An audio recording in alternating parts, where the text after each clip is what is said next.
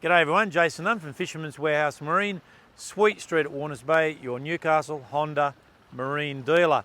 Thursday day guys, westerly, a little bit overcast. Tomorrow looks like a really nice day with those northwest winds, light turning northeast. So the weekend's weather just ahead of you, northerlies, northwest to northeast. Sort of funny winds, but Saturday, Sunday, definitely north. Both days, a little bit of rain possible, shower, Saturday overcast, Sunday, but some hot weather coming into next week, 27s and 28s with northwest winds. Tides this weekend, really important. Tomorrow, being Friday, of course, 11 o'clock, 172. Now, the daytime tides at the moment of the high and the night are equal. 172 of an evening, 172 during the day, and the low tide is 5 o'clock tomorrow afternoon. Moon rolled through, the big full moon rolled through on Tuesday. So this 4 to 5 days after the full moon for this weekend is going to be really, really good. Getting into out wide, we spoke about it last week, that water started to move down from Foster and is around about Searles Rocks. Good mate of ours, Troy Payton, he's actually going to head up out of the bay in the next couple of days and go and have a look for some of these yellowfin. Reports out of Foster, fish 60 kilo or better. So that current, that water that we've spoken about, that upwelling, is moving down. A couple of weeks' time, hopefully, should be down off Swansea. So we still might get an opportunity through that early to mid part of September to have another crack before the season starts to sort of wane off a little bit. If you're going to go out onto the farm this weekend, consider those northerly winds because they're going to be around about 10 to 15. And if the further south you go down to all the Texas, having a bit of a crack at those kings, it's just a long way back when you're copping on the nose the whole way. Kings down south, definitely longfin perch, but some really nice snapper on those deep water reefs. So there's still plenty out there, guys, if you can get and just withstand that northerly. Inshore, still doing a little bit tough, but there's plenty of squire, small reds, cavesy down towards Catherine Hill Bay, definitely off Newcastle and beyond. Port Stephens, Broughton Island, Searles, that's the sort of places you want to be heading at this point in time. Water temperature on the beach at the moment around about 17 degrees, and of course even in the lake here at the moment still the same. So we're starting to see that little bit of increase. It will be slower offshore than what it is in the estuary, but things coming together. Still a few blue spot flatted around, so there's enough to have a bit of a drift and look, fill that box, a few mowies, trevally, that sort of stuff. So there's enough on hand to get out there, but no signs of barracuda, which is fantastic. So you're not going to get bit off as much as what you could be. If you're going to fish the beaches with those northerly winds, just consider that.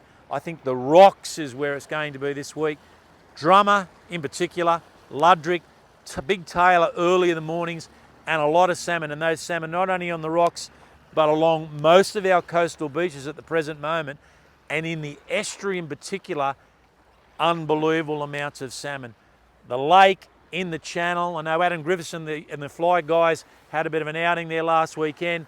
A lot of fish were in that Air Force channel, basically opposite the airport itself. Not as much activity in Salts Bay, so normally you see a lot more activity in Saltsea, but in the channel itself, right the way through that middle part there, past Marine Rescue, up towards Thomas Humphrey Reserve, all through there on that run-in tide, and even at parts the run-out tide, a lot of salmon through there. I had a run myself on Monday afternoon, thought I'd have a bit of a crack at the tail. I just skipped around the back of the lake there, really just didn't do anything in particular.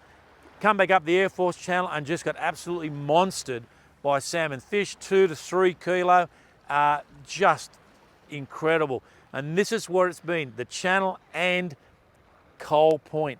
Coal Point's been fishing really well, but salmon, Andrew Sampakis was in a couple of days ago, showed me some sounder footage of coal. You see the bait on the bottom and you can just see the thick layers of salmon just everywhere. He was getting on the deep divers, tail dancers, crazy deeps, that sort of lure in particular. But even if you've got chromies or you're trolling with pilchards, I don't think it's really going to matter at the moment.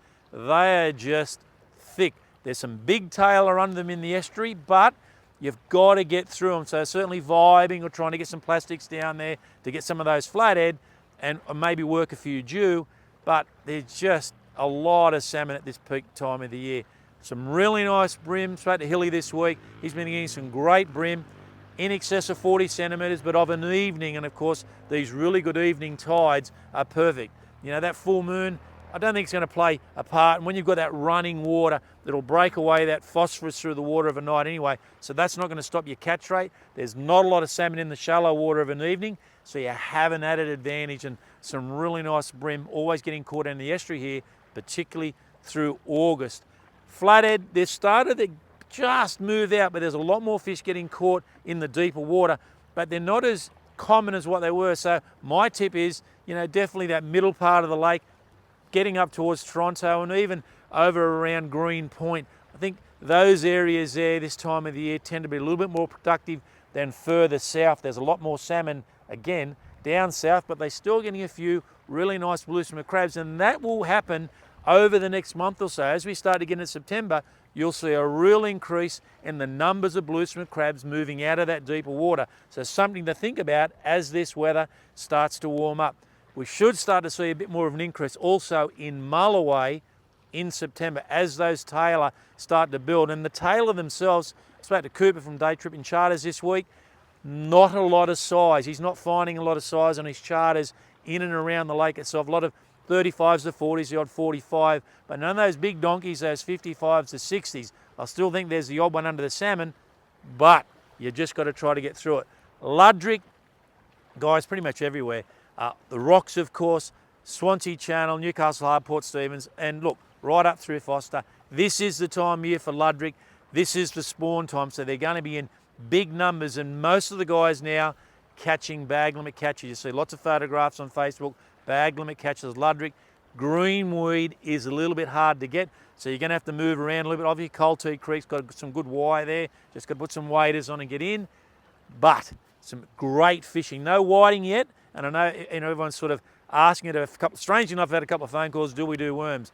I just want to reiterate, we are not doing live worms over at Warners Bay. We're just doing our marine repairs. But whiting won't be too far away at all as we get into September and as we start to get some more warmer weather. All in all, guys, this isn't such a bad weekend. I'm not a real fan of the northerly winds, but there's still plenty on offer. And if you want to take the kids out and get their arms stretched, this is the weekend on that high tide at 11 o'clock. A little bit late, about 11:45 on Saturday. Get out there in the channel, have some fun, take the kids, get some salmon. We'll see you next week.